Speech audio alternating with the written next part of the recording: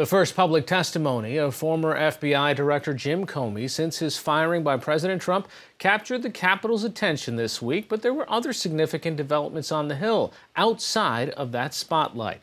NewsHour Weekend Special correspondent Jeff Greenfield joins me from Santa Barbara, California to discuss that. So what did we miss? While the entire political universe was focused on the Comey testimony, up on Capitol Hill in the Senate, Majority Leader Mitch McConnell took the Republican repeal and replace Obamacare bill and put it on a so-called fast track.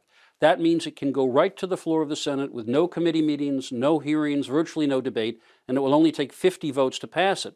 There were some concessions to moderates. It's not clear that the most conservative senators will sign on, but it represents a significant step in that direction. On the other side of the Capitol, the House passed significant cutbacks of the Dodd-Frank bill.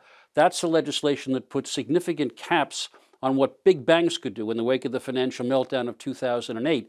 That faces some tough sledding in the Senate, but what it indicates is that the Republican majorities in the House and Senate are determined to press ahead with the core Republican agenda on matters ranging from financial regulation to the role of health in the government and beyond. So is there a pattern here on how they are going to pursue this agenda? Well, I think the pattern extends beyond Capitol Hill, and it indicates why some congressional Republicans who might have a lot of problems with Trump's behavior are not going to be that willing to step away from him. The executive branch has done all kinds of regulatory changes. They've granted a lot of exemptions to the energy industry, to for-profit colleges. They've appointed into positions of government representatives from various interest groups and have given them exemptions from conflict of interest rules. They've clearly appointed some, or are trying to appoint, staunch conservatives to the federal bench. And that suggests that for congressional Republicans looking at Trump, there's a thought that, well, he may have problems, but he seems to be pursuing what we conservatives have wanted the government to do for some time, which is why I think that they'll be less inclined than otherwise to take sides against him in, say, a fight with the former director of the FBI.